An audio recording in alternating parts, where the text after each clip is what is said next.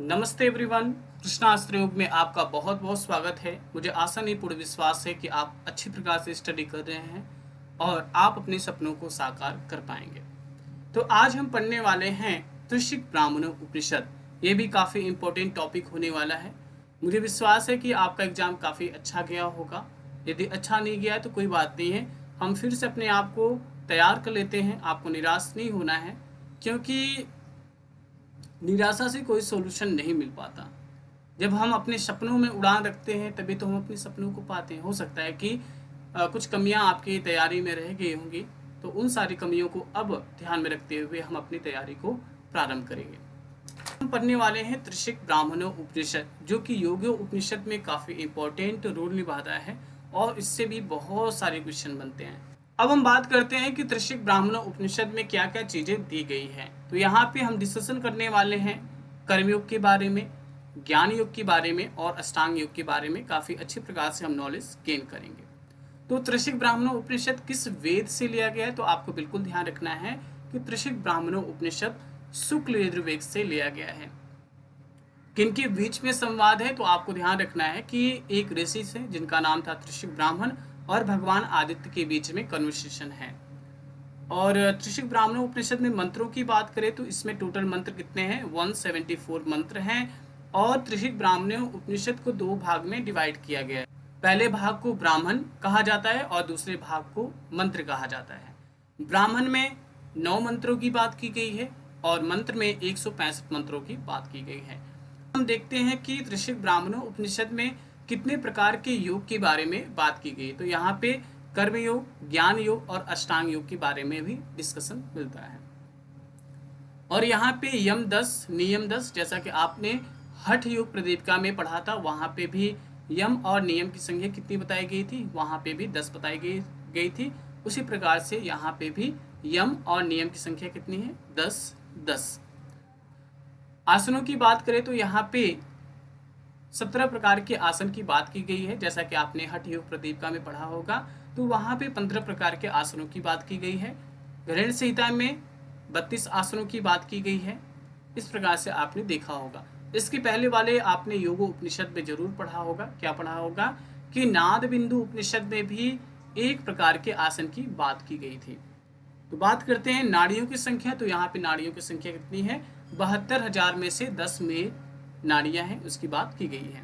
प्राण 10 प्रकार के हैं, धारणा 5 है और मर्म स्थान, ह्यूमन बॉडी में कितने मर्म स्थान है उसकी भी यहाँ पे बात की गई है। त्रिशिक ब्राह्मणों उपनिषद को दो पार्ट में डिवाइड किया गया था। किन किन पार्ट में, ब्राह्मण और मंत्र। तो ब्राह्मण में हम क्या चीजें पढ़ने वाले हैं, तो इसमें बताया गया है कि जगत की उत्पत्ति आखिर हुई कैसे है और पंच महाभूत के भेद कितने हैं। और मंत्र में क्या क्या चीजें दी गई हैं, तो आपको ध्यान रखना है कि मंत्र में कर्म योग, ज्ञान योग, अष्टांग योग और मर्म स्थान के बारे में बात की गई है। दोस्तों, अब हम बात करते हैं कि अभी आपने देखा कि त्रिशिक ब्राह्मणों उपनिषद को दो पार्ट में डिवाइड किया गया था। तो ब्राह्मण में क्या चीजें दी गई हैं, तो यहाँ पे त्रिशिक ब्राह्मण उपनिषद का जो प्रारंभ होता है, ऋषि जो थे त्रिशिक ब्राह्मण थे, उनके बीच में और भगवान आदित्य के बीच में बातचीत हुई है। और किस चीज के बारे में इन्होंने डिस्कशन किया है, तो इन्होंने आत्म और ब्रह्म के बारे में इनके बीच में कन्वर्सेशन हुआ है। तो त्रिशिक ब्राह्मण जो ऋषि थे उन्होंने 4 प्रश्न पूछे थे। शरीर क्या है, प्राण क्या है, कारण क्या है और आत्मा क्या है। अभी आपने देखा होगा कि 18 जून को जो एग्जाम हुआ था, तो उसमें भी उन्होंने बोला था कि आप इसे सीक्वेंस में लगाइए। तो वहाँ पे शरीर, प्राण, कारण और आत्मा इस प्रकार से ऑप्शन दिया हुआ था। तो आपको क्या करना था, आपको एक सीक्वेंस में लगाना था। दोस्तों, अब हम देखते हैं जो सेकेंड पार्ट जो मंत्र बताया गया है उसमें क्या चीजें दी गई है। तो यहाँ पे बात की गई है कर्मयोग की, ज्ञान योग की और अष्टांग योग की। तो किस प्रकार से मंत्रों के माध्यम से दिया गया है उसको हम ध्यान देते हैं। तो कहते हैं कि सीखा ज्ञानमयी वृत्तिर यमांग अष्टांग साधने ज्ञान योग कर्म योग इति योगो द्विविधा मतः। कहते हैं कि जब हम यम नियम की साधना करते हैं तो ज्ञान का प्रादुर्भाव होता है। और यहाँ पे दो प्रकार के योग की बात की गई है। पहला योग क्या है, ज्ञान योग, और दूसरा योग क्या है, कर्म योग। कहते हैं कि जब साधक अष्टांग योग की साधना करता है तो उसमें ज्ञान प्रकाशित होता है, और जैसे ही ज्ञान का प्रकाश आया तो वह ईश्वर को अपने आप को समर्पण का भाव रखता है। अब हम बात करते हैं जो कर्म योग दिया गया था, आखिर कर्म योग होता क्या है त्रिशिक ब्राह्मणों उपनिषद के अकॉर्डिंग, और ज्ञान योग क्या है। तो कहते हैं कर्म और कर्तव्य द्वारा शास्त्र अनुकूल कर्मों में निरंतर मन को नियुक्त किए रहना ही कर्मयोग है। कर्मयोग क्या है? कर्म के साथ साथ जो हमारे कर्तव्य हैं उनको शास्त्रों के अनुसार करना, और साथ में अपने मन को उन कर्मों में लगाना ही क्या है? कर्मयोग है। अगला बताते हैं कि ज्ञान योग आखिर है क्या। कहते हैं जिसके द्वारा जो हमारा चित्त है उससे मुक्ति पा करके हमारे आत्मा का उत्थान हो जाए, वही क्या है? ज्ञान योग है। अब आगे बात करते हैं कि ज्ञान योग और कर्म योग से आखिर फल क्या मिलेगा। तो बताते हैं कि जब आप ज्ञान योग और कर्म योग के पालन को करते हो, उस मार्ग पर चलते हो, तो क्या होगा? सभी आत्म कल्याण संबंधित सिद्धियां प्राप्त होती है, जिससे एक मनुष्य का कल्याण हो जाएगा, जिससे एक योगी का कल्याण हो जाएगा, उस प्रकार की सिद्धियां मिलती हैं। और साथ में जो योगी का लक्ष्य होता है यानी मोक्ष होता है, उसकी भी प्राप्ति हो जाएगी। अब हम देखते हैं आगे क्या बताया गया है। तो आगे बताते हैं अष्टांग योग के बारे में। ये बहुत ही इंपॉर्टेंट अष्टांग योग के बारे में यहाँ बताया गया, तो आपको बिल्कुल याद कर लेना है, बिल्कुल अलग ही है। आपने योग दर्शन में देखा होगा, वहाँ पे यम नियम आसन प्राणायाम के जो डेफिनेशन दिए गए थे बिल्कुल ही अलग थे, और यहाँ पे भी बिल्कुल ही अलग हैं। तो कहते हैं कि यम आखिर है क्या। कहते हैं देहे इंद्रियेषु वैराग्यम यम इत्य उच्यते बुद्धि। यम क्या है? कि शरीर और इंद्रियों के प्रति वैराग्य की भावना रखना ही यम है। यम क्या है? हमें अपने शरीर और इंद्रिय से वैराग्य की भावना रख लेना है, वही क्या है? यम है। यदि क्वेश्चन बनता है यूसी नेट में कि यम है क्या, तो ऑप्शन में दिया होगा यम क्या है? वैराग्य है। तो आपको वैराग्य को टिक कर देना है, ठीक है। अब कहते हैं कि यम कितने प्रकार के होते हैं। तो बताते हैं यम जो 10 प्रकार के होते हैं। कौन कौन से यम हैं?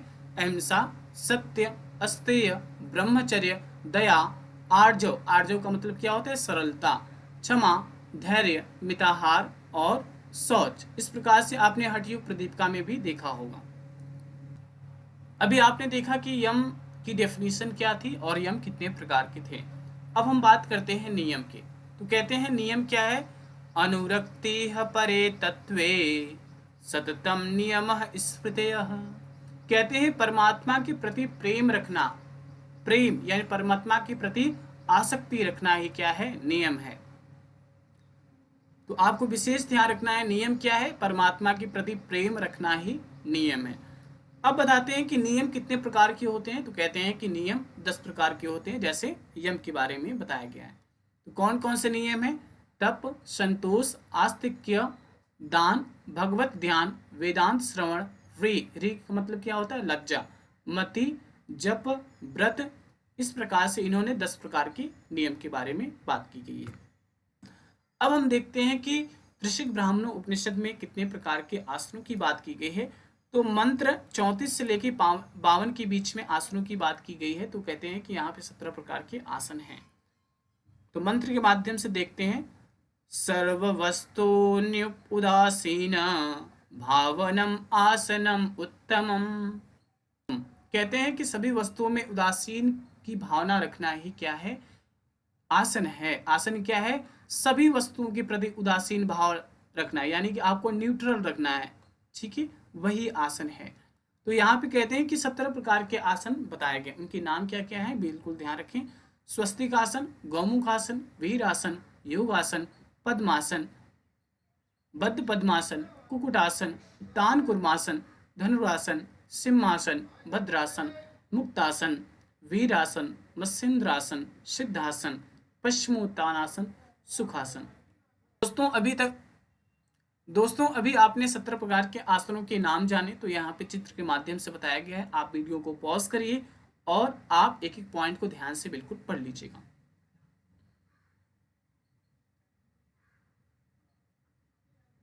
यहाँ पे आप फिगर के माध्यम से काफ़ी अच्छे प्रकार से आपको अंडरस्टैंडिंग हो जाएगी, तो आपको विशेष ध्यान रखना है, एक बार पढ़ना है।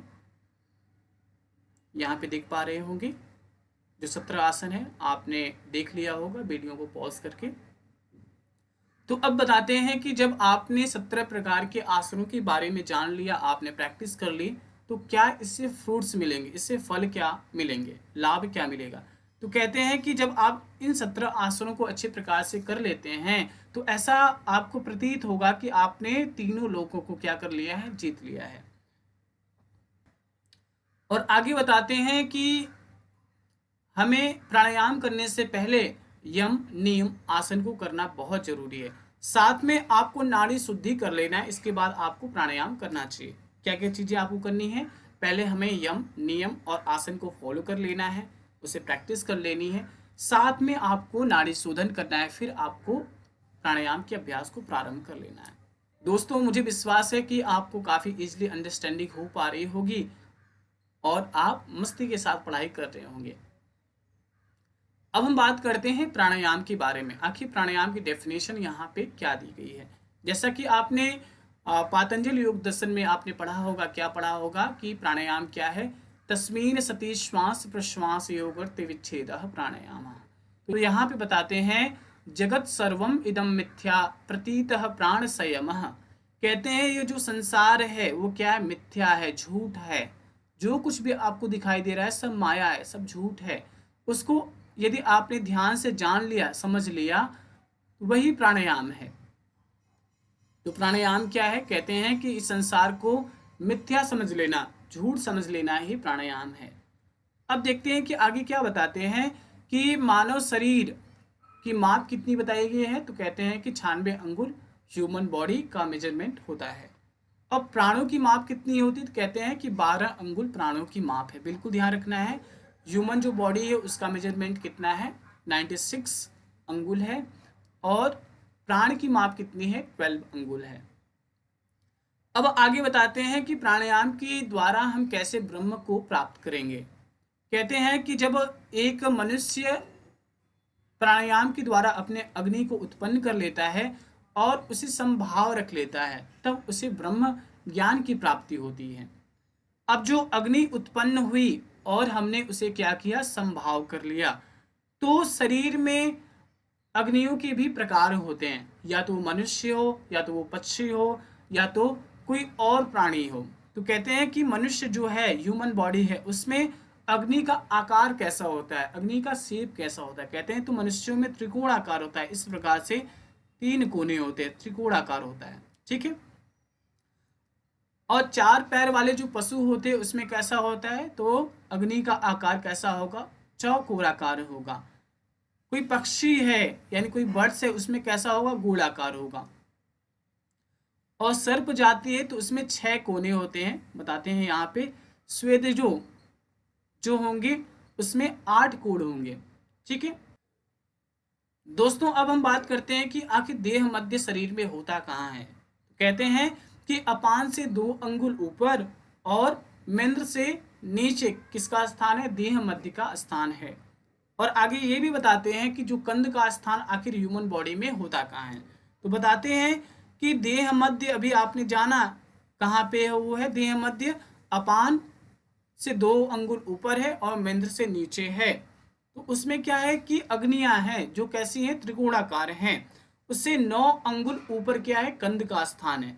किससे 9 अंगुल ऊपर, तो बताते हैं जो त्रिकोणाकार अग्नि है देह मध्य में, उससे 9 अंगुल ऊपर किसका स्थान है, कंध का स्थान है। और जो कंध का स्थान है उसकी ऊंचाई कितनी है, तो बताते हैं कि 4 अंगुल ऊंचा है और 4 अंगुल चौड़ा है, यानी कैसा है, घन के आकार का है, यानी क्यूब के आकार का है। एक सॉन्ग बड़ा ही प्यारा है, क्या है वो, हमारे साथ हो रघुनाथ तो किस बात की चिंता। सिर्फ हमें कर्म करना है, क्यों, क्योंकि हमारे साथ रघुनाथ जी हैं, ईश्वर हैं। कभी भी हमें पीछे नहीं देखना है, हमेशा हमें आगे बढ़ते रहना है। तो यहाँ पे देखिए कुंडलनी की बात की गई है और नाड़ियाँ जो बताई गई हैं, नाड़ियों की तुलना पीपल के पत्ते के समान की गई है। कहते हैं कि जो कुंडलनी है ह्यूमन बॉडी में 8 लपेटे हैं, उसकी प्रकृति कैसी है, वो अष्टधा प्रकृति है। और जो कुंडलनी कहाँ पे स्थित है, कहते हैं जो कंध है उसके चारों तरफ पीछे की ओर स्थित है। अब हम बात करते हैं नाड़ियों की। यहाँ पे 72,000 नाड़ियों की जैसे आपने बात सुनी होगी, तो कहते हैं जो 72,000 नाड़ियाँ हैं वो पीपल की पत्ती के समान इस प्रकार से फैली हुई हैं। आप देख पा रहे हैं ना कि यहाँ से एक लाइनिंग निकली हुई है, फिर यहाँ से ऐसे ऐसे फैली हुई है ना, उसी प्रकार से ह्यूमन बॉडी में भी जो 72,000 नाड़ियाँ हैं वो फैली हुई हैं। और आगे ये भी बताते हैं कि 10 नाड़ियाँ, सभी नाड़ियाँ कंधों से शुरू होकर अलग अलग अंगों तक जाती हैं, और जो 10 नाड़ियाँ हैं उनसे बहुत सारी नाड़ियाँ अलग अलग होकर के निकली हुई हैं। अब हम बात करते हैं कि यहाँ पे जो 10 प्रकार की नाड़ियाँ हैं उनके नाम क्या हैं और उनके स्थान कहाँ पे हैं। जैसा आपने इसके पहले वाले योगो उपनिषद में काफ़ी अच्छे प्रकार से पढ़ा होगा। कहाँ पे? आपने ध्यान बिंदु उपनिषद में पढ़ा होगा, आपने योग तत्व उपनिषद में भी इन नाड़ियों के बारे में जरूर पढ़ा होगा। तो हम देखते हैं वो कौन कौन सी नाड़ियाँ हैं। तो यहाँ बताते हैं कि सुषुम्ना, वैष्णवी, ब्रह्म नाड़ी, ईड़ा, पिंगला, गांधारी, हस्तजीवा, पूसा, यशस्वनी, अलम्भूसा और कौशिकी। जो सुषुम्ना है वो कहाँ पे? तो कहते हैं कि कंध के बीच में जो ऊपर की ओर जाती है। सुषुम्ना कहाँ है? कंध के बीच में है। कहाँ पे? जो ऊपर की ओर जाती है। वैष्णवी की बात करें जो कि ब्रह्म नाड़ी है, वो कहाँ पे? कहते हैं ब्रह्मरंध्र में गमन करती है, यानी ब्रह्मरंध्र में चलती रहती। कौन सी नाड़ी? वैष्णवी नाड़ी, जिसे हम ब्रह्म नाड़ी भी बोलते हैं। ईड़ा की बात करें, जैसा कि आप योगी हैं और योग के अभ्यास को करते हैं तो आपको जरूर मालूम होगा ईड़ा कहाँ पे? कंध से बाई नाक तक। कहाँ से होती है? कंध से लेफ्ट नॉस्ट्रिल की ओर चलती है। पिंगला क्या है? कंध से राइट नॉस्ट्रिल की ओर। गांधारी क्या है? कंध से बाई आंख, जो हमारी लेफ्ट आई है यहाँ पे। हस्तजीवा क्या है? कंध से दाई आंख, जो आपकी राइट आई है वहां पर। अब पूसा की बात करते हैं तो बताते हैं कि पायु मूल, गुदा जो मूल है उससे दाई कान तक, यानी कि राइट ईयर तक जाती है। यशस्विनी कहाँ पे है? बाई कान तक। अलम्भूसा कंध से मेंद्र तक। कौशिकी कंध से पैर के अंगूठे तक जाती है। तो अभी आपने इस प्रकार से नाड़ियों के बारे में भी जानकारी प्राप्त कर ली।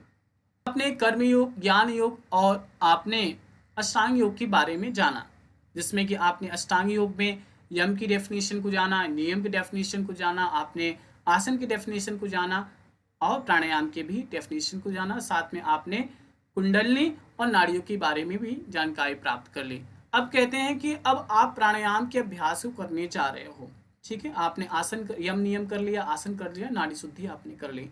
अब आपको क्या करना है कि आपको प्राणायाम करना है, तो उसके लिए कैसा स्थान होना चाहिए? तो कहते हैं कि जब आप प्राणायाम करने जा रहे हो तो आपको देख लेना है कि वो स्थान कैसा होना चाहिए जहाँ पे आप प्राणायाम करेंगे, वो एकांत होना चाहिए। आपको आसन किसका लगा लेना है? आपको काले हिरन की खाल का आसन लगाना है और अपने अंगों को बिल्कुल समान भाव से रखना है, बिल्कुल स्ट्रेट लाइन में रखना है। और साथ में आपको कौन सा आसन लगाना है? तो बताते हैं, आपको स्वस्तिक आसन लगाना है।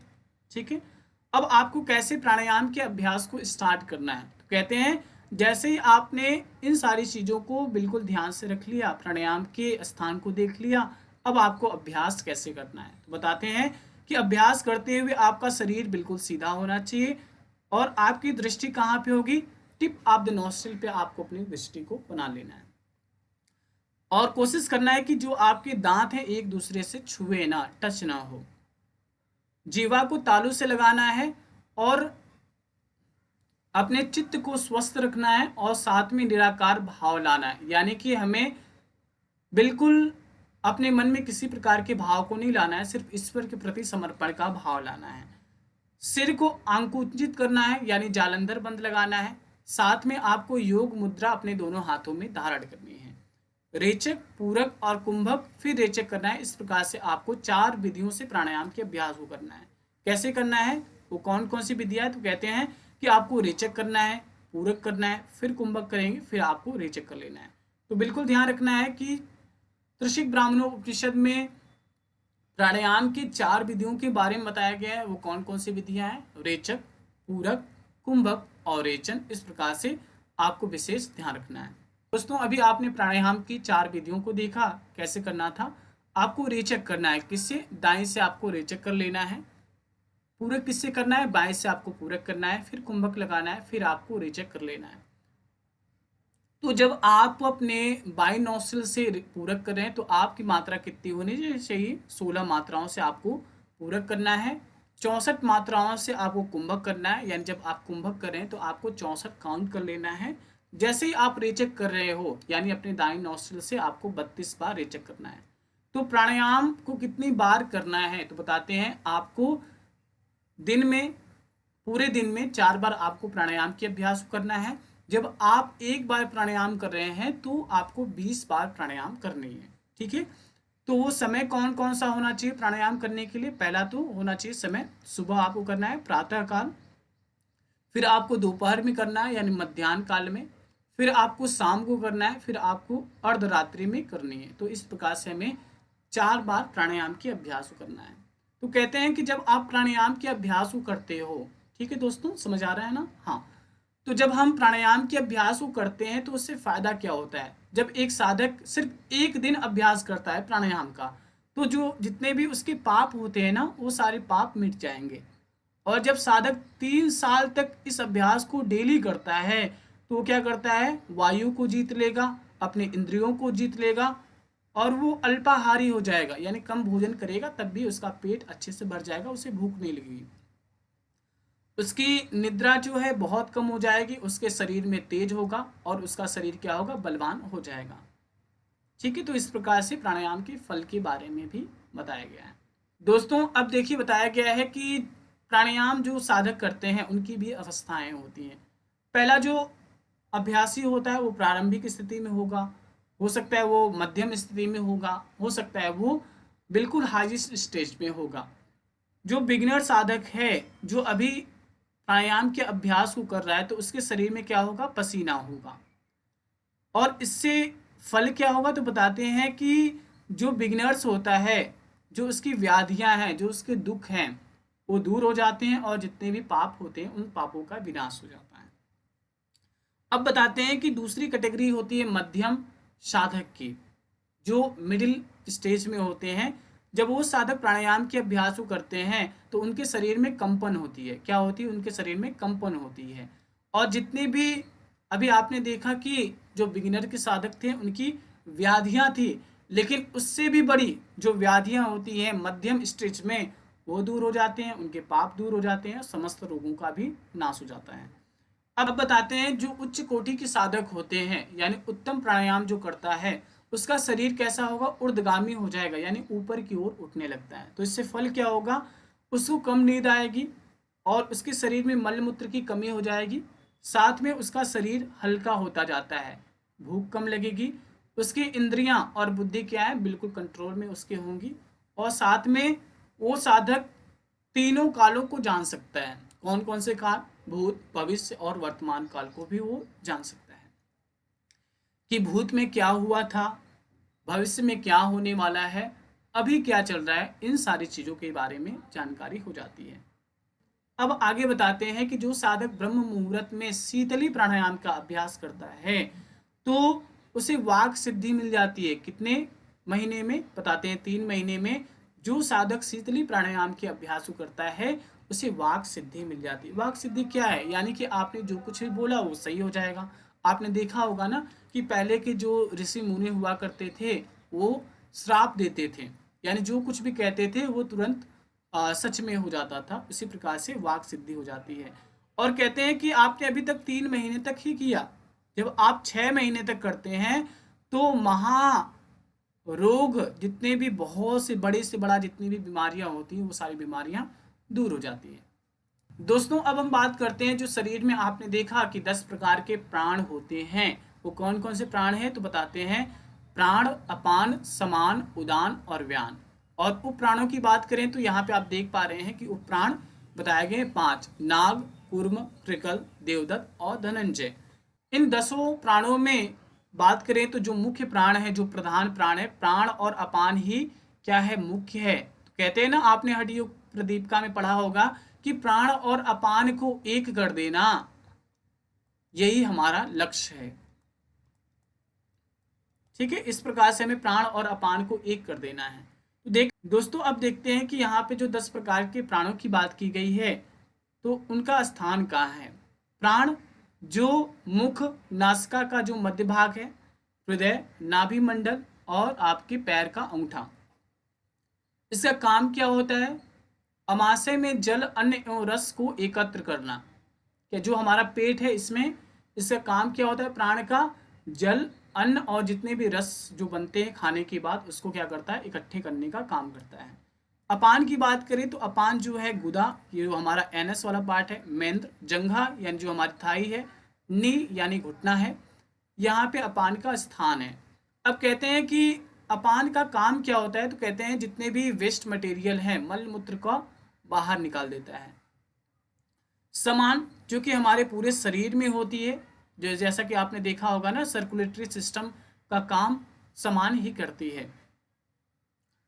आगे बात करते हैं कि उदान, उदान का स्थान का है, तो कहते हैं हाथ जो हमारे हैंड है, पैर, सभी संधि जोड़ जितने भी ज्वाइंट्स हैं उसमें किसका स्थान है? उदान का स्थान है। और इसी के माध्यम से इसी का काम होता है कि प्राण को ऊर्ध्वगामी बनाना, किसका काम होता है? उदान का ही काम होता है। अब हम आगे बात करते हैं व्यान के बारे में। कहते हैं जो हम सुनते हैं वहां पे व्यान का स्थान है। जंघा यानी जो हमारी जंघाएं हैं, थाई है, वो भी व्यान का स्थान है। कमर यानी जो वेस्ट है, एड़ी, कंधे और गले, यहाँ पे किसका स्थान है? व्यान का स्थान है। इसमें प्राण और अपान वायु का के जितने भी काम होते हैं वो क्या होते हैं? संपन्न होते हैं। नाक की बात करें, नाक कहाँ पे है? नाक त्वचा में है, हमारे बूंस हैं वहाँ पे होती है, इसका काम होता है ढकार का, बिल्कुल ध्यान रखना है। कुर्म, ये भी हमारे त्वचा और बोन्स में होती है, स्किन और बोन्स में होती है, इनका क्या काम क्या होता है? पलकों को झपकाना, जैसा आपने देखा ही होगा। कृकल का काम क्या है? भूख लगना।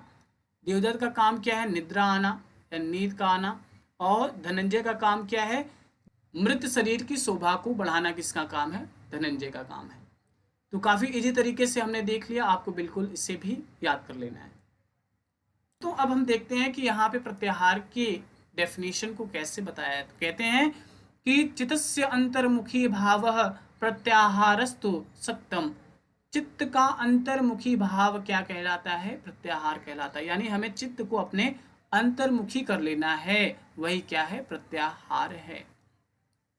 और आगे बताते हैं, दूसरी डेफिनेशन भी यहाँ पे दी गई है। कहते हैं कि एक स्थल से दूसरे मर्म स्थल को खींचना प्रत्याहार है। यानी एक स्थान पे जो मर्म स्थान है उसको और दूसरी जगह पे जो मर्म स्थान है उसको, इन दोनों को खींचना ही क्या है? प्रत्याहार है। आप यहाँ पे मर्म स्थान को देख पा रहे होंगे, यहाँ पे 18 मर्म स्थानों की नाम बताए गए हैं। किस प्रकार से? पाद अंगुष्ठ, गुल्फ संधि, पिंडिका मध्य, जानुमूल, जानु उरु मध्य, वायुमूल, देह मध्य, लिंग, नाभि, हृदय मध्य, कंठकूप, जीवामूल, नासामूल, नेत्र प्रदेश, भूमध्य, ललाट, ब्रह्मरंध्र। आप इसे अच्छे प्रकार से कंठस्थ कर लीजिएगा और शरीर में इनका स्थान कहाँ है उसे भी देख लेना है, क्योंकि इसके सीक्वेंस को भी पूछ लेता है। हो सकता है आपको दे दे पाद अंगुष्ठ, वायुमूल और कंठमूल, बोल दे कि आप इसे सीक्वेंस में लगाइए, और बहुत सारे ऑप्शन यहाँ पे आगे पीछे करके दे दे, तो आपको क्या करना है? सीक्वेंस में लगाना है। कैसे? जब याद होगा तभी तो आप लगाएंगे, है कि नहीं? प्यारे दोस्तों, अब हम देखते हैं धारणा के बारे में। तो धारणा के बारे में भी बताया गया है। तो कहते हैं चित्तस्य निश्चली भावो धारणा धारणम विदो। कहते हैं जो चित्त को निश्चल कर लेना और उस भाव को धारण कर लेना क्या है? धारणा है। जैसे आपने देखा कि चित्त को अंतर्मुखी करना क्या कहलाया? प्रत्याहार। तो यहाँ पे कहते हैं चित्त को स्थिर कर लेना क्या है? प्रत्याहार है। आगे और एक और डेफिनेशन बताते हैं 134 नंबर श्लोक में। क्या बताते हैं? मनसो धारणम यत्तद युक्तस्य च यमादिभिः धारणा सा च संसार सागरोत्त कारणम। कहते हैं कि यम आदि के द्वारा मन को हमें क्या करना है? धारण कर लेना है। जब आपने मन को एकाग्र कर लिया, वही क्या है, वही धारणा है। यानी यम नियम के द्वारा, आपको अष्टांग योग के द्वारा अपने मन को एकाग्र कर लेना है, वही क्या है, धारणा है। अब इससे फ्रूट्स क्या मिलने वाले हैं, तो बताते हैं कि जो साधक धारणा के अभ्यास को करता है वो संसार रूपी सागर से पार होने में सक्षम हो जाता है। ठीक है, वो संसार रूपी जो सागर है, जहाँ पे हर एक मनुष्य फंसा रहता है मोह माया रूपी जाल में, उससे वो दूर हो जाता है। अब कहते हैं कि अब हमें धारणा किस पे करनी है, तो कहते हैं कि आपको धारणा करनी है पंच महाभूतों पे। तो यहाँ पे देख पा रहे होंगे, ये सीक्वेंस काफ़ी अच्छा है, आपको इस सीक्वेंस में याद कर लेना। जो पृथ्वी क्या है, ये क्या है, स्थूल है जिसे हम देख सकते हैं, और जो आकाश है वो क्या है, सूक्ष्म है जिसे हम देख नहीं सकते। यानी कि स्थूल से आपको सटल लेवल तक जाना है। पृथ्वी, जल, अग्नि, वायु और आकाश, इसको भी बिल्कुल ध्यान रखना है क्योंकि इससे भी सीक्वेंस पूछ लेता है। तो कहते हैं पृथ्वी का स्थान क्या है, पैर से घुटने तक है, इसके रंग पीले हैं। आपको ध्यान कितने समय तक करना है, तो कहते हैं हमें ध्यान किसका करना है, तो कहते हैं भगवान श्री हरि का ध्यान करना है। आकार कैसा है, चार कोण का ध्यान करना। अब हम अगले महाभूत की बात करते हैं जिसका नाम क्या है, जल, जिसका स्थान क्या है, घुटने से कटी तक है, और इसका रंग क्या है, सफेद है, श्वेत है। तो अभी आपने पृथ्वी पर 5 घटी यानी 2 घंटे तक आपने ध्यान को बना के रखा था। अब आपको क्या करना है, 5 और आपको प्लस कर लेना है, यानी 10 घटी तक आपको ध्यान को बना के रखना है, यानी 4 घंटे तक आपको जल पे ध्यान को लगा के रखना है। किसका ध्यान करना है, नारायण भगवान का ध्यान करना है। जब आप नारायण भगवान का ध्यान करते हैं तो आपको ध्यान में अर्धचंद्र के आकार का भी ध्यान कर लेना है। आगे बताते हैं जो अग्नि है उसका स्थान कितना है, तो कहते हैं कटी से नाभि तक है। उसका रंग क्या है, आपको लाल रंग का ध्यान करना है। कितने समय तक करना है, तो 15 घटी तक करना है। किसका ध्यान करना है, प्रद्युम्न का ध्यान करना है। और आकार कैसा लेना है, तो कहते हैं अग्नि की लपटों की तरह आपको ध्यान रखना है। अगला जो पंच महाभूत है जिसका नाम है वायु। वायु का स्थान क्या है, नाभि से नाक तक, यानी नेवल से नोस्ट्रल तक। तो आपको देखना है इसका रंग क्या होगा, धूम्र होगा। और आपको 20 घटी तक यानी 8 घंटे तक वायु का ध्यान करना है। किस देव का ध्यान करना है, तो कहते हैं संकर्षण देव का ध्यान करना है। आकार कैसा होगा, वेदी की तरह होगा। अगले पंच महाभूत को जिसका नाम है आकाश, तो इसका स्थान क्या है, नाक से ब्रह्मरंध्र तक है। किस रंग का ध्यान करना है, तो बताते हैं आपको नीले रंग का ध्यान करना है, और यहाँ पे समय को नहीं बताया गया है। तो कहते हैं किस देव का ध्यान करना है, तो भगवान वासुदेव का ध्यान करना है। तो इस प्रकार से हमने पंच महाभूतों पे धारणा की है, और इसका स्थान क्या है, रंग क्या है, कितने समय तक करना है, इसके देव कौन है, और किस आकृति का ध्यान करना है।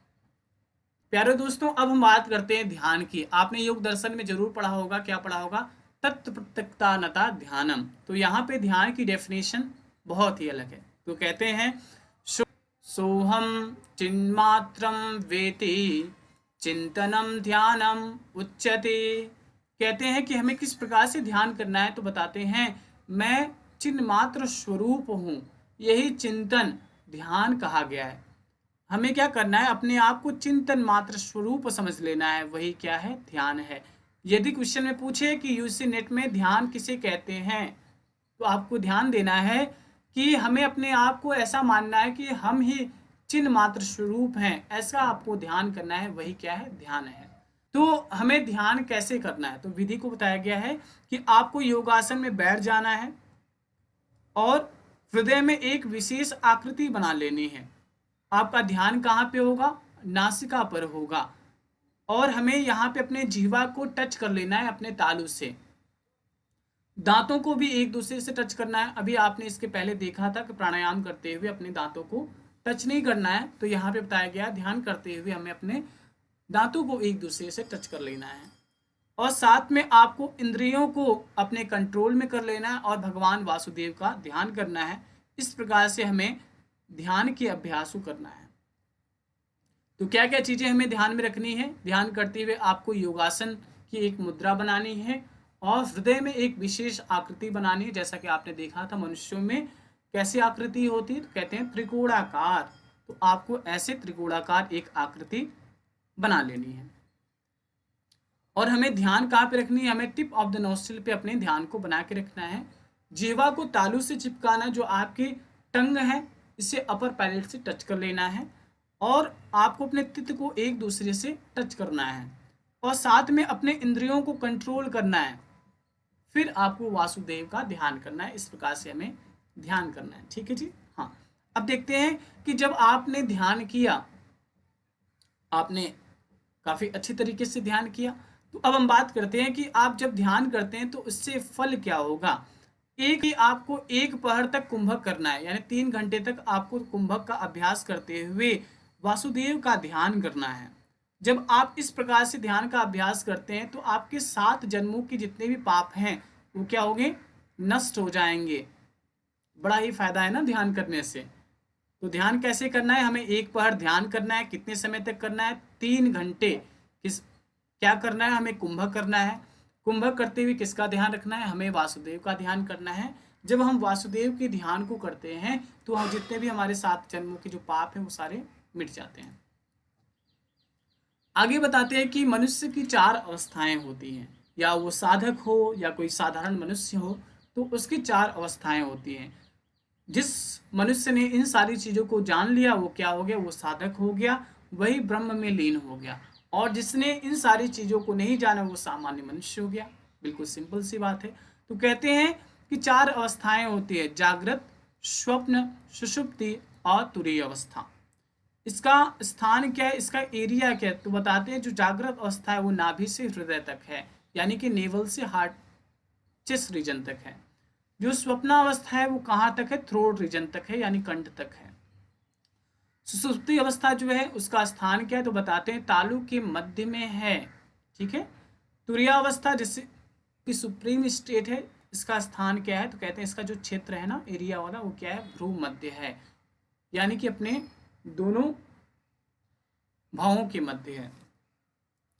अब हम देखते हैं कि अष्टांग योग का जो लास्ट लिम्ब है जिसे हम कहते हैं समाधि, तो किस प्रकार से यहाँ पे समाधि के बारे में बताया गया है। तो कहते हैं ध्यानस्य विस्मृति सम्यक समाधिरभिधीयते।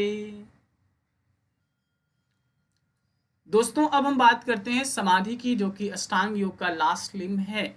तो बताते हैं कि कैसे हम समाधि तक पहुँचें। अष्टांग योग के माध्यम से हम पहुँच सकते हैं। जैसे कि आपने धारणा किया, धारणा करने से आपका जो धारणा था काफ़ी स्ट्रॉन्ग हो गया, वो ध्यान में बदल गया। जब हमने किसी एक चीज़ पर ध्यान किया और हम खुद को उस ध्यान के माध्यम से भूल गए।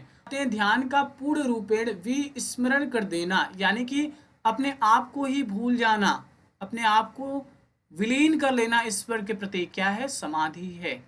और आगे बताते हैं जीवात्मा एवं परमात्मा दोनों का ज्ञान प्राप्त कर लेने के पश्चात मैं ब्रह्म हूँ, मैं क्या हूँ, मैं ब्रह्म हूँ, इस स्थिति तक पहुँच जाना ही समाधि है। यानी जब हमें जीवात्मा और परमात्मा का ज्ञान हो गया और जैसे ही हमने इन दोनों का ज्ञान प्राप्त कर लिया और हमने ये समझा कि मैं ही ब्रह्म हूँ, ऐसा भाव आ गया, तो आप समाधि की स्थिति में पहुंच चुके हैं। आगे और बताते हैं कि जो योगी संसार में सुसुप्ति जैसी अवस्था में रहने लगता है, जो तीसरी अवस्था है, ऐसा श्रेष्ठ योगी साधक कैवल्य अवस्था को प्राप्त कर लेना है। ठीक है। क्या बता रहे हैं, जिस साधक ने सुसुप्ति अवस्था को प्राप्त कर लिया वो कैसा साधक, वो श्रेष्ठ योगी है और वही कैवल्य अवस्था को प्राप्त कर सकता है। थैंक यू सो मच दोस्तों, आपने अपने प्यार को बना के रखा, तो इसी प्रकार से अपने प्यार दुलार को बना के रखें। हम आपके लिए हेल्पफुल वीडियो लाते रहेंगे। थैंक यू सो मच, अपना ध्यान रखिए, मस्त रहिए। Thank you.